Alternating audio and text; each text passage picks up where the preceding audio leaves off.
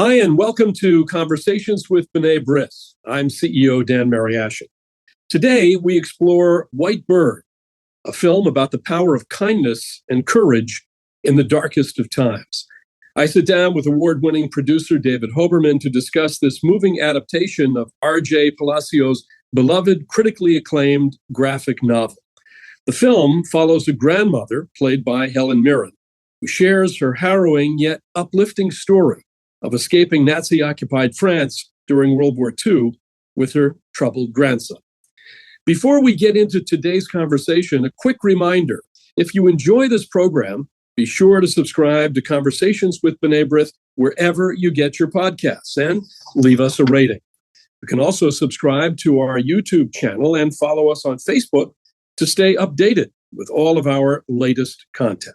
In today's episode, we're grateful to be joined by renowned producer David Hoberman. As the founder of Hobie Films and Mandeville Films and Television, he has produced acclaimed films across various genres, including Wonder, The Fighter, The Muppets, and the Emmy-winning Chip and Dale's Rescue Rangers. Previously, he served as president of the motion picture group at Walt Disney Studios, where he was behind such classics as Father of the Bride, Pretty Woman, and Dead Poets Society. Since founding Mandeville Films, Hoberman has brought a diverse range of stories to the screen, from beloved family films to award-winning dramas. His latest project, White Bird, based on R.J. Palacio's graphic novel, tells a powerful story of hope and survival amidst the horrors of Nazi-occupied France during the Holocaust. With a stellar cast that includes Helen Mirren and Gillian, the film expands on the Wonder universe, delivering an emotional narrative that is as relevant today as ever. David, wonderful to have you with us. Welcome. Thank you. Happy to be here. Well, you've produced a wide range of acclaimed projects, always entertaining and intelligent. But in recent years, your work has delved increasingly into rich and complex themes. Share with us your creative journey from the Muppets to Monk and now to White Bird, and what drew you to this particular story? Gotcha. Well, if I go back, I think Monk, frankly, changed my life. And even though Monk is based partially on me as a kid, but it really opened me up, and I got so many letters, and I did talks with, in the sort of mental illness area, and I just started gravitating towards projects that had something to say and could talk about people with physical disabilities, mental disabilities, and that sort of led me really into a direction. And I did a movie called Stronger with Jake Gyllenhaal, dealing with the Boston Marathon, Wonder. I have a couple of things in the works with one with David Russell, who did directed The Fighter, where we're talking about autism based on a Broadway show. So it's sort of, if I can contribute to our culture and our times and say something and make people aware of things they hadn't thought about, I feel like I'm doing the right thing in terms of educating people and entertaining them at the same time, because everything I do is entertainment as well. Well, you certainly hit the target with White Bird. Many of our viewers may not be familiar with R.J. Palacio's widely successful young adult novels, including Wonder and White Bird. Her stories have deeply impacted readers, inspiring compassion and the courage to stand up for others.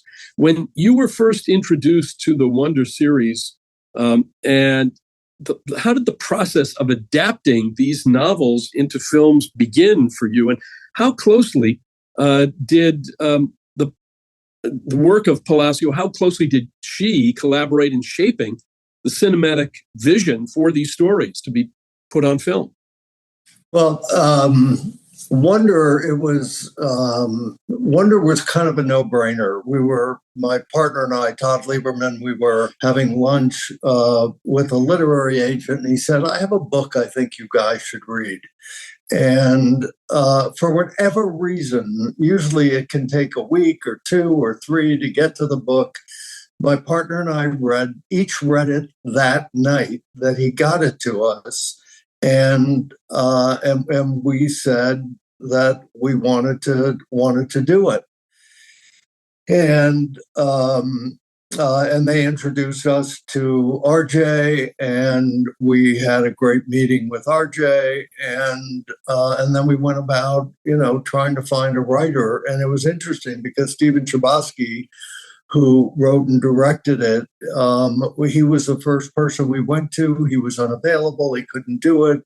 And then literally a couple of years later, he was available and still was interested in doing it. And that's how we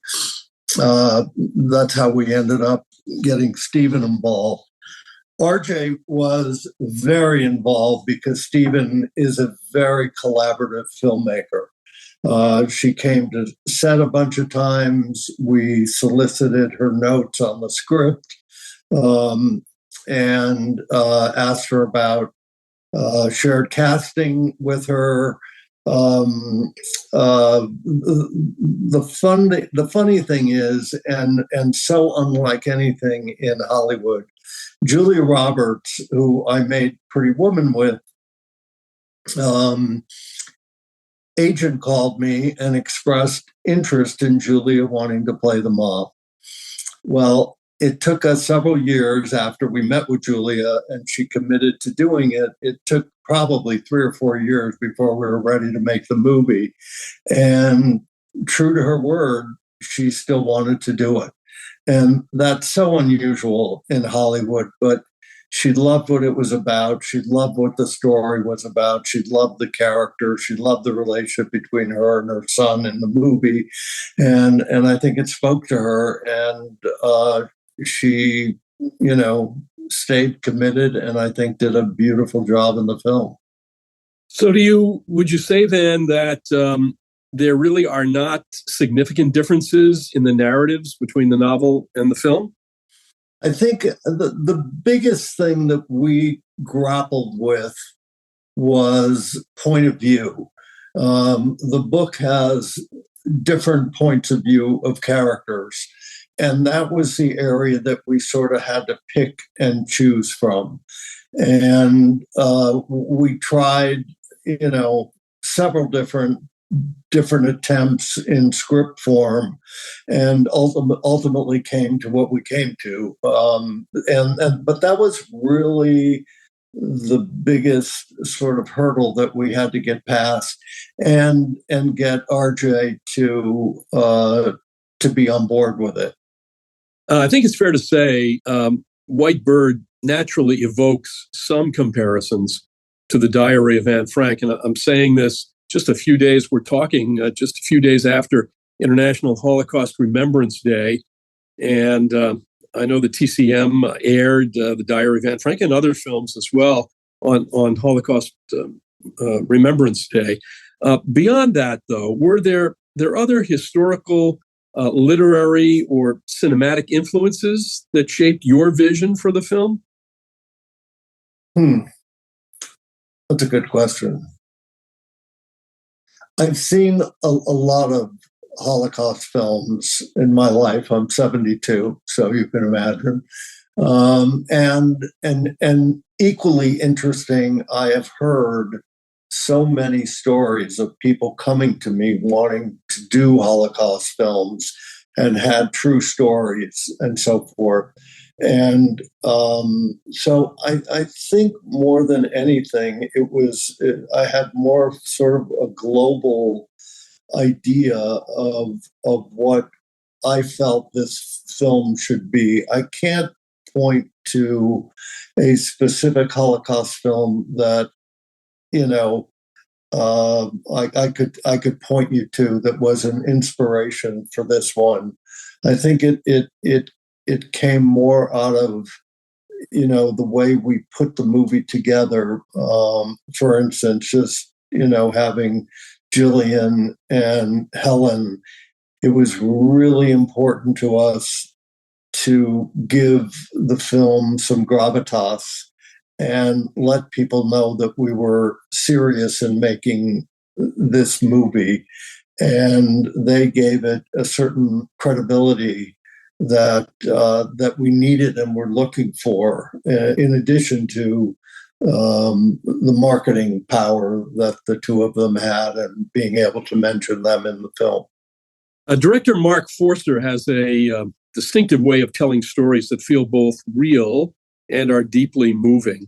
What was it like working with him on White Bird, and how did his vision influence the film's final look and feel? Mark's great. I think we got very lucky with Mark, and I am an art collector, and I do look at art for images and for feel and texture of what a movie could be. And Mark had a vision for this movie. It was important to be authentic, and yet in the making of it, we also wanted it to be beautiful in the way in which we told such a horrific story. And I love always the juxtaposition of those kinds of things. I'll never forget in Good Morning Vietnam, which I was involved with at Disney, what the moment that got me was when Barry Levinson played What a Wonderful World over the destruction of Vietnam. And the juxtaposition of that was so powerful. And so it was important to Mark and us that we make a beautiful film with great imagery. And I think he did that beautifully in various moments. The biggest challenge was obviously the barn and how that looked and how it felt, and because that's where we spend most of the time in the movie. So, and that when we get out of that barn, that there is beauty, whether it be at night, whether it be during the day. We enhanced the bluebells a little bit because we wanted a bit of a magical quality to the film, which Mark really brought to it. That and the way he shot them in the car, Julian and Sarah in the car in the barn, seeing Paris, seeing New York, and so forth. The way he did that was completely his invention of how to go about doing that. So we always wanted, a level of being authentic, because that's important, obviously, but for it to also be beautiful. And I just want to say, I'm proud of this film. There are a couple kinds of movies that producers and directors and filmmakers love to do and want to do for various reasons. Everybody wants to do a Western. and so many of us want to do Holocaust films as well. And this was my way of doing it. What struck me, among many things, in viewing the film, was there's a certain quietude to the entire film. So you're not jarred, but you're paying a great deal of attention to some very serious things, and that came across to me when you're talking about imagination and dreams and beauty. I think quietude is part of that. But let me ask you, where did you film where did you shoot the film? And we're talking about the barn. How did you ensure historical accuracy in the settings, costumes, other details that you? We had a great production designer who showed us the town was really important. We shot it all in Eastern Europe, and getting the town right. But you said something that is so interesting, which I haven't really thought of, but we're really, and this is another kind of juxtaposition. We're really telling an epic story in a very small, contained way. And if you notice, only in newsreel footage or on the radio do we ever get a sense of the outside world and what's happening with the war on a larger scale. So you're right. There is that sort of quietude. There is that sort of almost claustrophobic sense in shooting the film, where you know what's going on with our people and you get a vague sense of what's going on in the world, but we didn't feel the need to show that because we were telling an intimate story. Helen Mirren. Does that make sense? It very much so. And look, we're talking about a period you can either take from 1933 to 1945 or from 39 to 45. And either of these periods contain so much. It all can't be portrayed in one film, in one story, in one book. So in a way, telling these stories from the Holocaust is somewhat episodic. And what you've done here is you've made it very personal.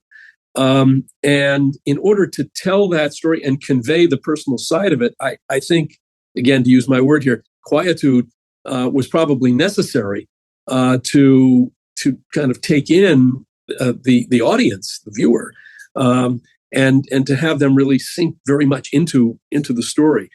But we can't have this conversation without talking about Helen Mirren, already known for her powerful portrayal of Holocaust survivor Maria Altman in The Woman in Gold, and a true mensch, has become an outspoken advocate for Holocaust remembrance and survivors' rights. Was the role of Gromer Sarah written with her in mind? And how did she make this character uniquely her own? Well, she's a great actress. She was interested in doing this from the get-go. I'm very friendly with her agent, and it wasn't written with her in mind, but when we went to cast, she was number one. And in Hollywood, it's very rare to get your first choice. But as you said, she's a huge advocate of Jews, anti-Semitism, all of that, and felt that this was an important film and one that she wanted to be a part of. She only had to shoot for, less than a week. So, at a couple different times. But, what was really important is that she give it the credibility and the weight that character gives us and went through. And I just wanted to say, because you mentioned something earlier also, another kind of juxtaposition of this film is the fact that we are telling a love story during one of the most horrific moments in history. Well, she delivers a remarkable performance, but the entire cast really brings this powerful story to life.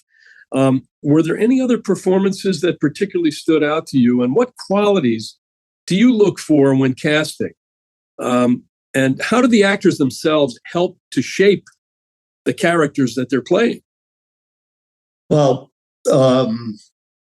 in terms of um, Ariella Glazer and Orlando Short, that's a gamble. When you're casting kids who are really carrying the entire movie, that's always a gamble. And I think we got very lucky. Orlando has a sweetness and a kindness and an innocence that comes through so naturally with him.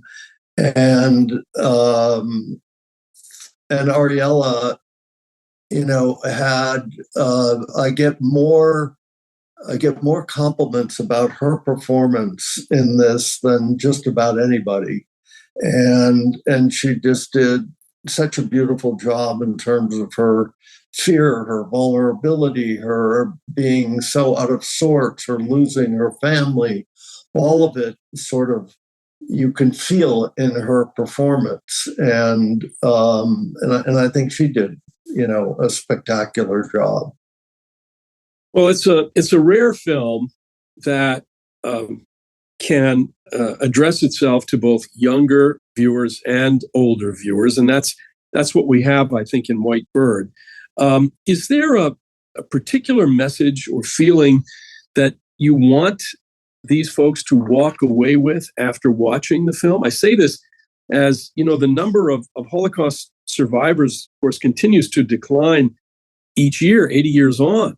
And it's now kind of at a point where biological clocks simply cannot continue. So we're losing these eyewitnesses. And what we're going to have in some few short years, we're going to have books or films, particularly like White Bird, that are going to kind of carry the story on. So what would you like the message to be? Person goes, watches the movie, leaves the theater. What are they thinking about? Well, I think one of the reasons to make films on the Holocaust is exactly what you're saying, that these films are going to be these films and books, as you say, are going to be what reminds us of the Holocaust, and we can never forget what happened. And I think it is so important for new generations to understand. I mean, we're at a time now where generations know nothing about the Holocaust unless they're taught it, unless their great grandfather, was a part of it. I mean, obviously, this is sort of in the wonder universe, White Bird, and I do want people to understand, particularly in our world today, and particularly in America, that kindness and courage and loving your neighbor is the most important thing we can do and be as human beings. And if people walk out of this, I'll tell you one thing. A friend of mine, he's actually my builder, my contractor, saw the movie, and he's a tough, gruff guy, and it changed his life seeing this movie. He walked away without me saying anything about he's going to try to be a kinder human being, and he keeps reminding me of it every time I talk to him. If that can have that kind of impact, then we've succeeded. And again, particularly in our current world in America, we really need those lessons front and center. No question. I mean, with the alarming rise in anti-Semitism, threats to Holocaust remembrance, Holocaust denial is growing. Certainly, the film is going to contribute to that ongoing conversation and understanding of these issues. I wanted to ask you, I understand that White Bird received a particularly strong response in Poland. If you would, share more about how the film has been received there and in other places in Europe, Eastern Europe, with this deep and tragic Holocaust history that was brought forth from those areas.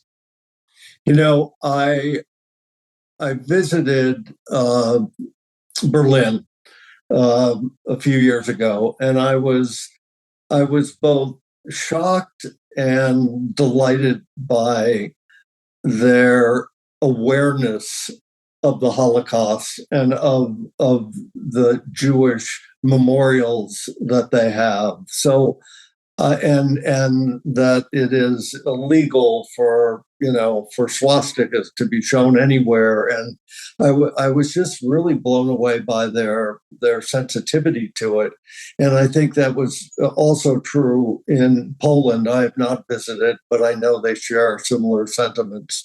And I think that that's one of the reasons that the film connects with them and with a lot of people in Eastern Europe, and they don't mind being reminded of what happened, and they are so empathetic to the cause, and I think that's why it performed well overseas. Well, final question, looking ahead, it's the looking ahead question. What's next for you? Are you looking to continue exploring stories that connect with Jewish history and identity, or are there other themes that you're eager to tackle in future projects, or maybe all of the above? I'm as I said, I'm working with David Russell on a film on autism, which is based on a Broadway musical, How to Dance in Ohio, based on a true story. I love true stories, by the way. And if I find another story that's worthy of making on the Holocaust, that has some originality to it, I'd be happy to do it. I will always, and I'm working on a couple of book adaptations with HarperCollins. One about a swan that has no voice. So I'm developing a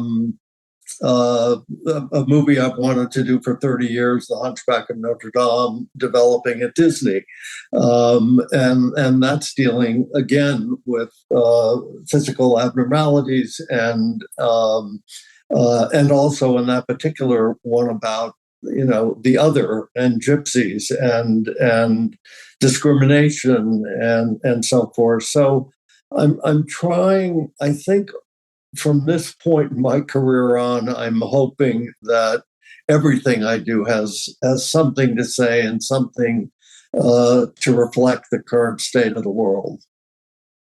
Well, you can watch White Bird, produced by David Hoberman, Todd Lieberman, and R.J. Palacio, and directed by Mark Forster, on Blu-ray and DVD, and stream on Amazon Prime Video, YouTube, Apple TV, and more. Find out more at whitebird.movie. David, thank you so much. Thank you, Dan. And I really appreciate you bringing me on. Well, really. Thank you. Thank you for sharing the journey of bringing White Bird to life and offering such insightful reflections on its story and its impact. A job certainly well done. Wishing you continued success with this film and all future projects. Thank you so much.